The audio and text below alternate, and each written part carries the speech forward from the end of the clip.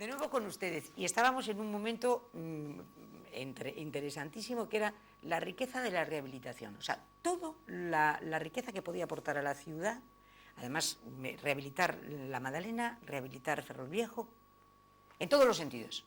O sea, riqueza para las empresas pequeñas de la zona, para los propietarios, porque como tú decías, es que tenemos una crisis económica brutal, por otro lado, unas viviendas depauperadas en malas condiciones, en muy malas condiciones, pues parece que se da Ahora, este dinero, te preguntaba yo ahora fuera de cámara, pero te lo pregunto, ¿quién tendría que poner este dinero encima de la mesa? Y tú me decías, las administraciones. Claro, Santiago ou Madrid. Administración autonómica, a administración estatal. Eu penso que o que falamos antes fai inexcusable que o Estado poña diñeiro que compense económicamente esta cidade pola ocupación de todo ese espazo. Claro. Eso é inexcusable. Sí. E terceiro, a administración local, na súa medida, ten que tomar a iniciativa, porque os exemplos sirven de guía e establecen un criterio e marcan unha directriz e un camiño. A cuestión é definir o que queres facer e facelo pormenorizadamente e facelo ben. E iso, até este momento, nunca se propuxo, nin por parte do anterior goberno do Partido Popular, nin vemos que se este a facer por este goberno. Se fai unha política urbanística basada en decisións de carácter superficial, de carácter aparencial. Co goberno do Partido Popular se desenvolveron, non sei cantas, pero innumerables normativas, pero que non se aplican. Entón, eso non ten lógica ninguna. Aquí hai que adoptar unha decisión de carácter económico, sexa maior ou menor, pero cunha planificación, neste caso, si queremos facelo a través de un mandato, pero con cousas concretas, e que establezan eses obxectivos, porque o que sí temos que empezar a interiorizar é esta cuestión da riqueza patrimonial que temos, riqueza construída, pero riqueza non construída. Claro.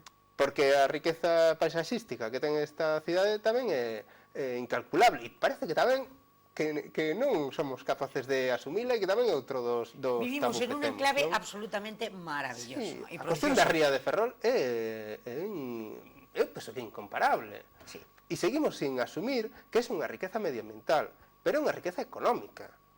Si esta ría é capaz de producir no estado de deterioro en que está, que faría nunha ría saneada? Bien, aí entramos de lleno en otro gran tema y muy importante, la ría, la depuración de la ría, el ponerla en condiciones. Tú lo acabas de decir. Si en este momento hay casi 500, 600 familias que están viviendo en las condiciones que estamos, con montones de zonas CES en las que no se puede mariscar, te cuento si esto estuviera en condiciones que ya tendríamos la obligación por Europa de estar desde hace 12 o 15 años también. ¿Te das cuenta que siempre son 12, 15 años?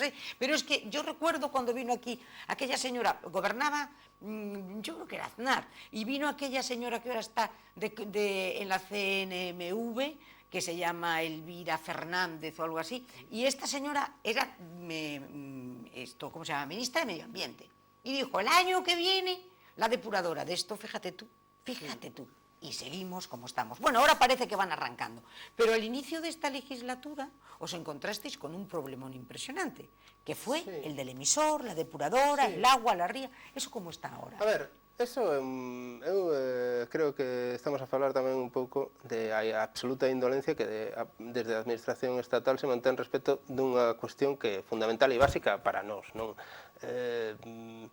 Que o anterior goberno do Partido Popular asuma un convenio para a construción dos interceptores xerais de marxa dereita da ría de Ferrol, que son os colectores xerais, non? Que despois recollen todos os volumes que se evacúan e as canalizan hacia a estación de bombeo, e a estación de bombeo a envía a depuradora. Que nós asumamos un convenio no que o 80% paga a Unión Europea, pagaba o 10% a Augas de Galicia e o 10% o Concello de Ferrol e Narón, é inasumible. Por que Ferrol? Por la dependencia das organizacións políticas que toman esa decisión en Madrid. O Estado non pon un euro. Como pode ser que o Estado non poña un euro nun espazo que é da súa competencia despois de levar case 20 anos, desde 1997, coa declaración de interese xeral do saneamento da ría de Ferrol, e como pode ser que non poñan un só euro? Como pode ser que agora teñamos que pagar 2,7 millóns de euros a maiores polo feito de que a empresa que construe Aquaes se retrasou na execución desas obras e non a rematou no ano 2015? Como pode ser que nos asinemos ese tipo de acordo? Es que é incomprensible. É incomprensible. E é incomprensible que o goberno actual non rompa ese acordo. Non. Sigue, lo mantiene. Mantén ese acordo para a construcción deses interceptores. Entón, eso por unha parte. Segundo, eu creo que é inasumible que nos asumamos tamén un modelo de saneamento no que se establece unha rede única que incrementa o volume que hai que depurar, pero non é un problema xa só medioambiental, é que é un problema económico. Claro. Aumentar o volume, aumenta o volume que hai que bombear. Se aumenta o volume que hai que bombear, aumentan os costes eléctricos. E que a estación de bombeo este onde está, é tamén por responsabilidade da administración estatal, que non deixou ubicar a depuradora en espazos que nese momento consideraba que eran fundamentais para o Ministerio de Defensa. Entón, estamos permanentemente nunha dinámica constante na que as decisións que se toman da administración estatal, que son fundamentais para nós, se toman despois de moitísimos anos.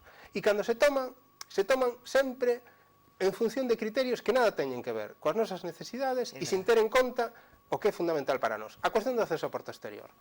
Como pode ser que se pretenda facer o acceso ao porto exterior a través da ensenada da Malata e que supón unha nova barreira artificial? Porque xa non é o viaducto do acceso ao porto exterior, é o Peirao Carboeiro, é os fondos marinos que están cheos de recheos e que non se acaban de sanear. E agora, o que se pretende é que eso incremente as barreiras artificiais sobre esa ensenada e que se impida a regeneración natural desa ría. Por qué? Porque non se lle dá o valor que ten cando se toman este tipo de decisións. E entón, propoñer ese tipo de alternativas e non ir na liña contraria e dicir, mire, eliminemos as barreiras que existen, suprimamos o Peirao Carboeiro, saneemos os fondos marinos e recuperemos toda esa ensenada que é unha maravilla. E poñamos o saneamento a funcionar. A cuestión da depuradora. Outra cousa que desde o BNG non entendemos é como se este goberno que entrou agora afirmou permanentemente que esa depuradora nunca entrou a funcionar e cobrou unha taxa por ese feito, non entendemos por que non se rompe ese contrato.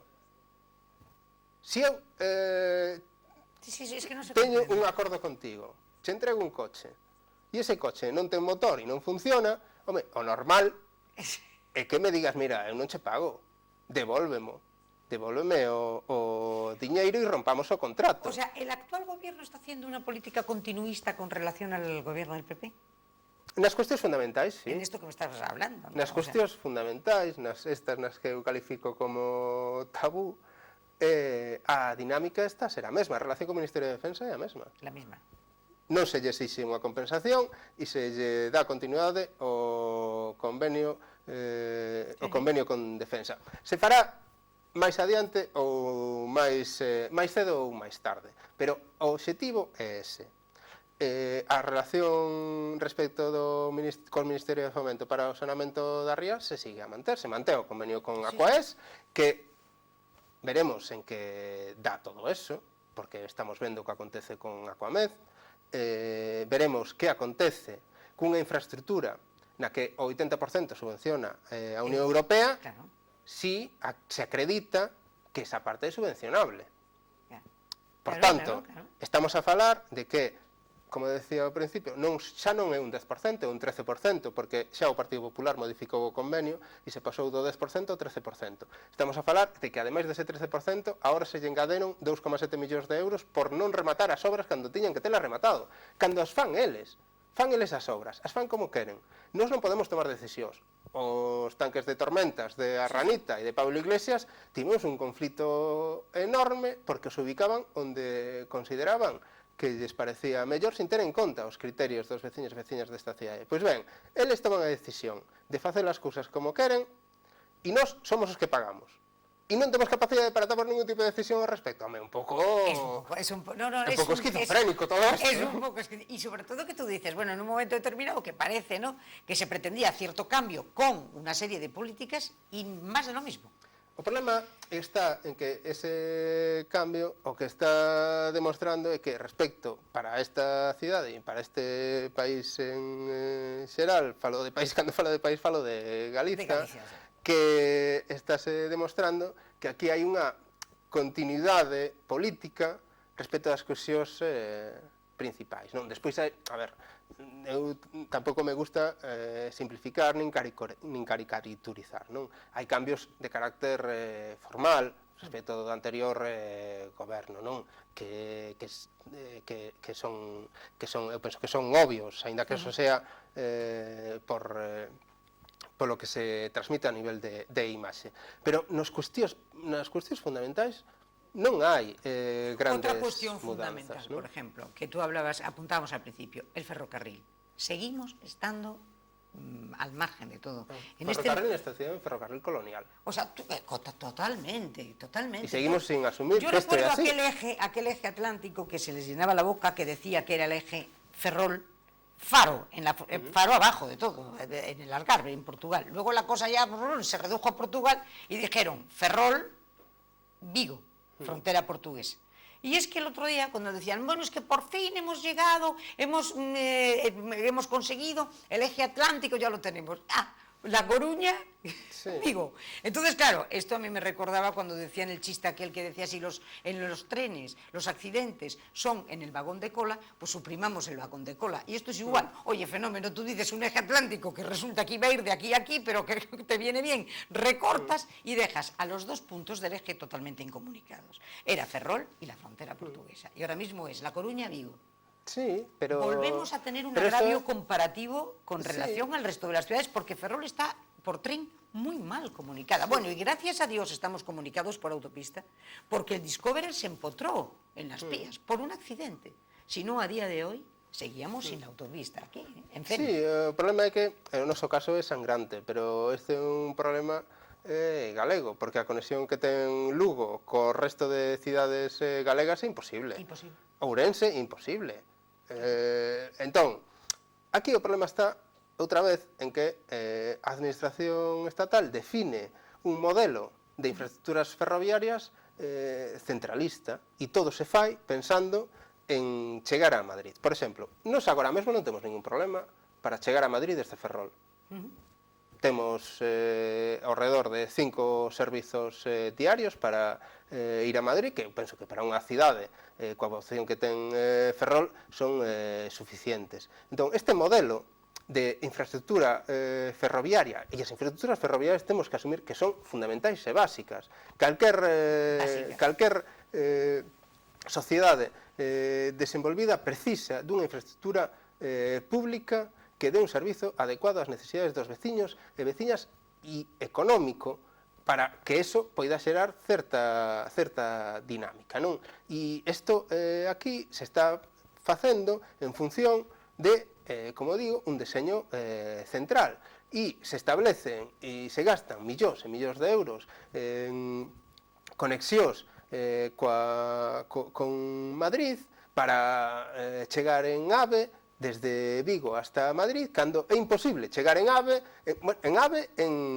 tren normal de Vigo a Lugo, é imposible. Entón, ou cambiamos esa mentalidade e empezamos a asumir que as infraestructuras ferroviarias que se desenvolvan aquí teñen que ser en función da nosa realidade social, ou senón vai ser moi complicado. Non é normal que tardemos 1 hora e 20 en chegar a Coruña. E que, ademais, por exemplo,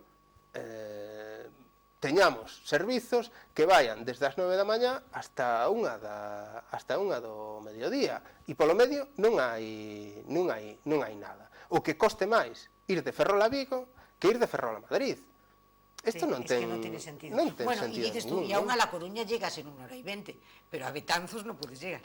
Sí, ou que exista trens que chegan a Betanzos máis que rede de cercanías, porque a rede de cercanías poderíamos falar dela para unha especie de transporte público cotía co resto de conxuntos poboacionais da comarca, San Sadurniño, Fene, pero unha rede ferroviaria que permita unha conexión continua e áxil coas cidades, como pode ser coa Coruña, é fundamental para que esta cidade poida ter un desenvolvemento normal. É absurdo plantexar o acceso ao porto exterior ferroviario se non tes conexión de saída da cidade ao resto de cidades galegas. Entón, isto leva ao punto de considerar o que falábamos ao principio, que desde a administración estatal se fan as cousas sin ter en conta nada do que acontece aquí. E facelas desta maneira é por intereses exclusivamente económicos.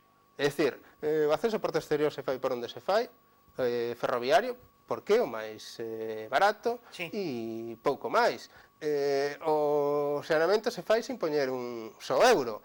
O ferrocarril leva 40 anos sin facerse un solo investimento. Temos a mesma rede ferroviaria que hai 100 anos, o mesmo deseño de rede de Renfe.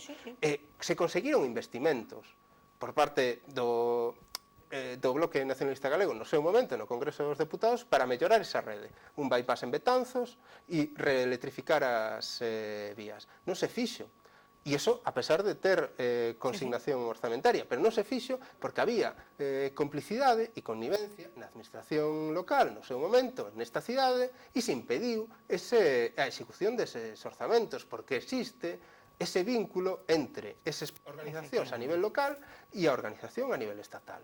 E se hai ese posicionamento político, é moi complexo romper con esas barreiras. Por tanto, eu creo que non teño moi claro para cal é o interés que podemos ter nós en seguir mantendo esta dependencia dunha administración estatal que con nós é absolutamente indolente, ¿no?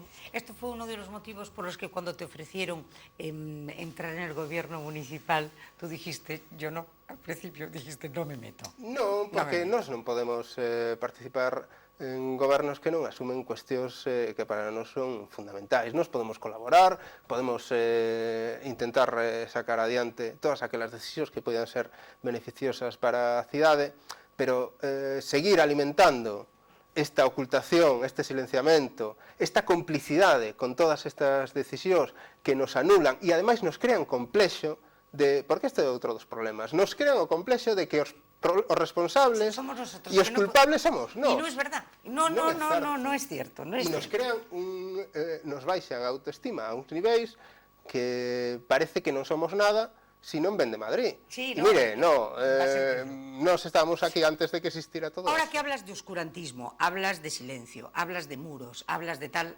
no nos va a quedar más remedio que darle un punto a Reganosa. A ver, ¿cómo ves la situación en este momento de Reganosa? No momento actual que un goberno en funcións toma a decisión de suprimir os trámites legislativos que eles mesmos se establecen. Non foi o BNG quen lle dixo ao Estado que tiña que establecer trámites de impacto ambiental e documentación de impacto ambiental para as súas infraestructuras. Son eles os que se dotan deses trámites. Trámites, por certo, do máis burocráticos y... Bueno, pero yo digo una cosa, vamos a ver, Reganosa está ubicada en un determinado espacio, ¿no? Entonces, el tema de la cuestión medioambiental, bien, pero tal y como está puesta, está incumpliendo la ley de protección del arsenal militar. Al estar ahí, está a menos de 1.200 metros del arsenal, está a 700 metros del arsenal. Por lo tanto, ¿cómo van a subsanar eso?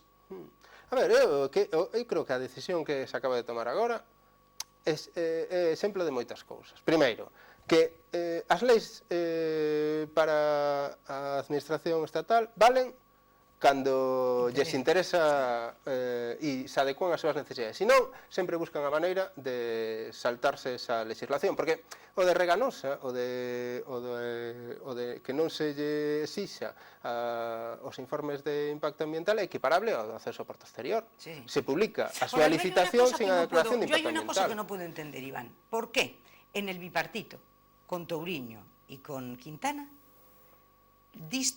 dio el bloque, el beneplácito, para que Reganosa no le puso ninguna traba. Por qué? Bueno, a ver, eu, primeiro, eu dese bipartito non respondo. Respondo do que fago eu. Segundo, Pero que te parece? No, eu que creo que a ubicación de Reganosa no lugar onde está é un erro. Creo que, ademais, a única organización política que presentou alegacións, non é que o crea, isto é así, a única organización política que presentou alegacións a ubicación de Reganosa no sitio onde está foi o Bloque Nacionalista Galego. Isto tamén é unha realidade. Aquí vino Beiras a todas as manifestaciones, eu recuerdo que cando estaba Beiras, vino aquí a todas as manifestaciones. Por eso sorprendió que en el momento en que gobierna, con el bipartito, oye, en vez de poner el freno, al revés, pero velocidad de crucero cogió con o que lle permitiron foi a autorización para poder funcionar. Eu, se me preguntas se estou de acordo con esa autorización, pois obviamente non, e obviamente non porque se está demostrando que esa autorización non estaba feita de acordo. Yo ahora dime una cosa, entonces me hablabas de lo que se había visto en el Congreso de los Diputados. Estabais en el Congreso de los Diputados. Y de repente, en este momento, os habéis quedado sin representación en el Congreso de los Diputados. ¿Qué es el momento, en qué momento está el bloque nacionalista gallego ahora mismo? Cuando tú tienes, yo te comentaba al principio, tú tienes fuerzas como, por ejemplo, Izquierda Unida, el Partido Comunista, que siempre me hace gracia, porque si algo ha caracterizado al Partido Comunista es ser antinacionalista, siempre, en sus planteamientos.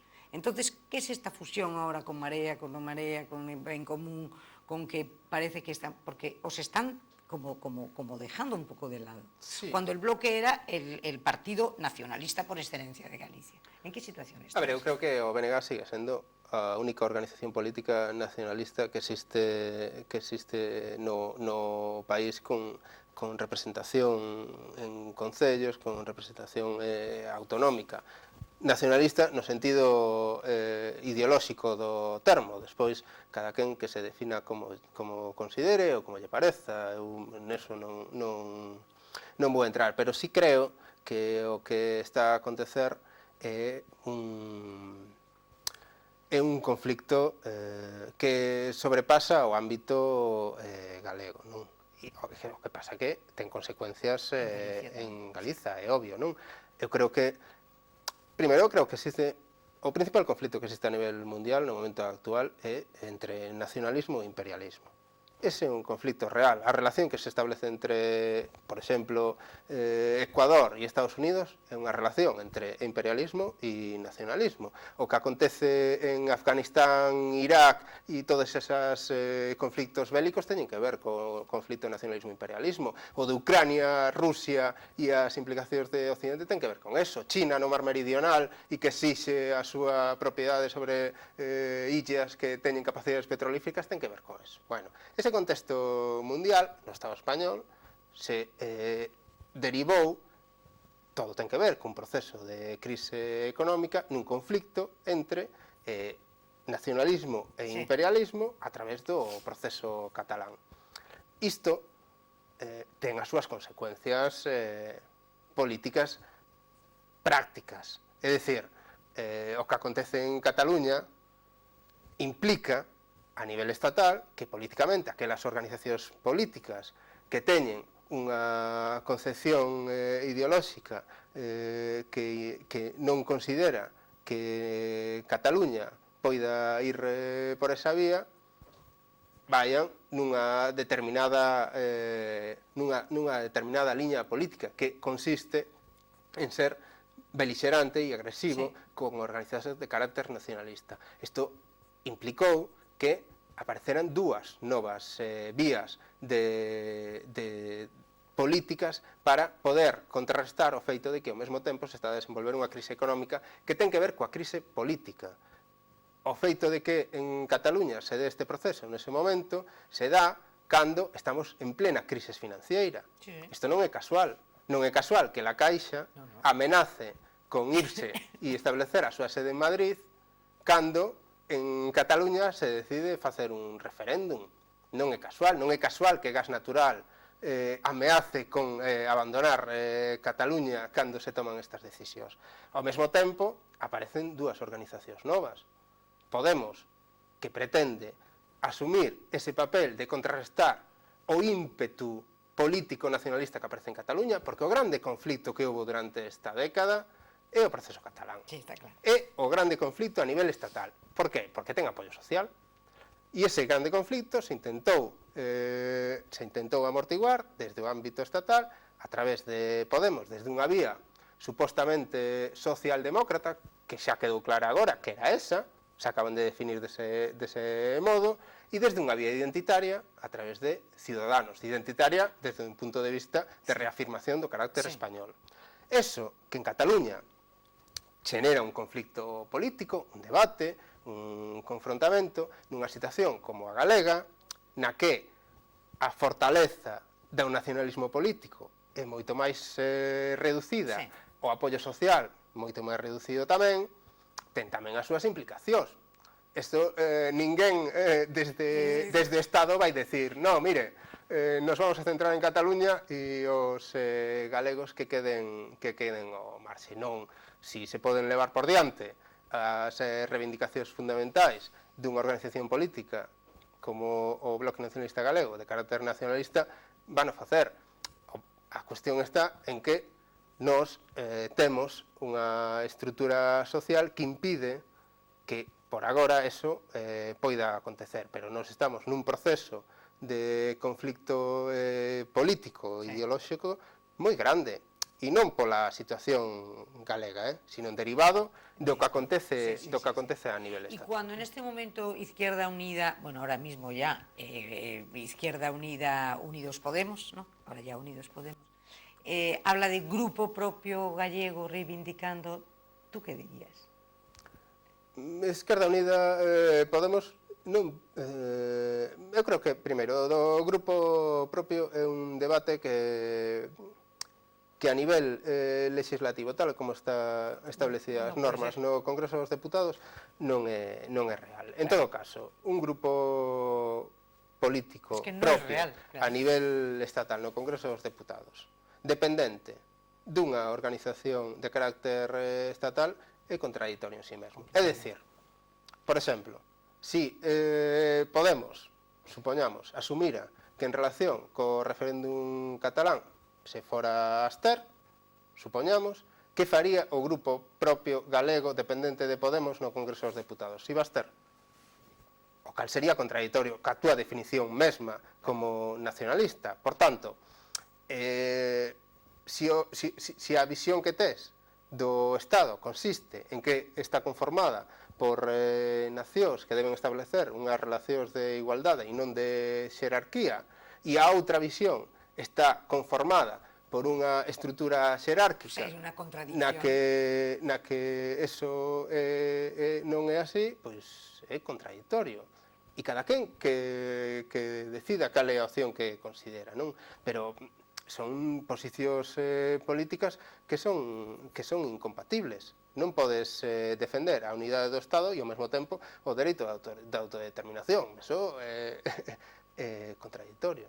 Y con relación, ahora ya estamos terminando, estamos llegando ya al final, el 26 son las elecciones, me imagino que estaréis, bueno, echando toda la carne en el asador, claro, el Bloque Nacionalista Gallego, seguís presentando, allá vais, luego tenemos dentro de nada autonómicas, o sea que ahora mismo estos 3 o 4 meses van a ser, no paráis, ¿no? ¿Qué posibilidades tenéis? Y ves, ante todo, ese famoso, la superación de Unidos Podemos, ¿tú crees que puede superar al Partido Socialista? A ver, eu creo que o probable que o faga. O probable que o faga porque senón non tería sentido a estrategia política de non apoiar un goberno dirixido polo Partido Socialista. En todo caso, creo que ese resultado electoral é un pouco difuso, non? Quero dicir, no momento actual as cousas cambian moi rapidamente, facer especulación sobre que acontece é un pouco... Ahora tenéis vosotros nuevo líder y como tú me dices, bastante, nueva líder, ¿no? Sí. Y bastantes problemas, dices tú, para...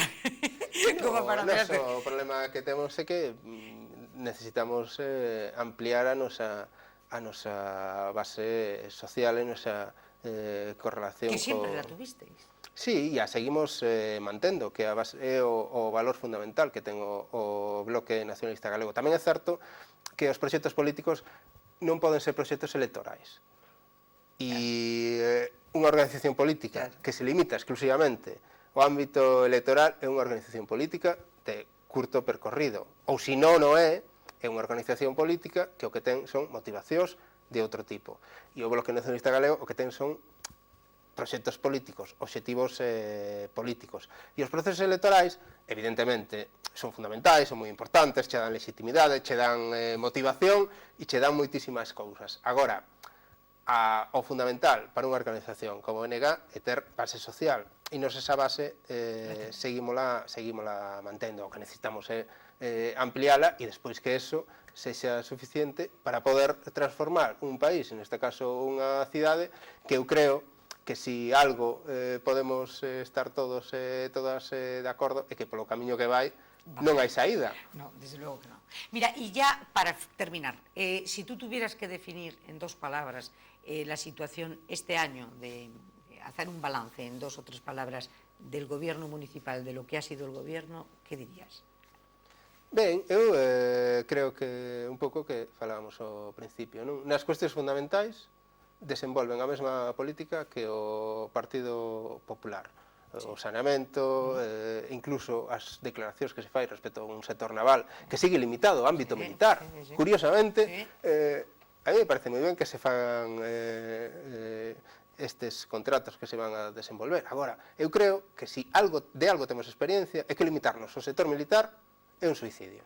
Ben, este goberno sigue mantendo ese criterio, o que falábamos antes da relación co Ministerio de Defensa. Nas cuestións fundamentais e estruturais, o Plan Especial de Ferrolvello demostra que a política urbanística segue o mesmo modelo. Os convenios nominativos se siguen aprobando os mesmos convenios nominativos que desenvolveu o Partido Popular. Prórrogas de contratos como do suministro eléctrico, como a que se pretende facer.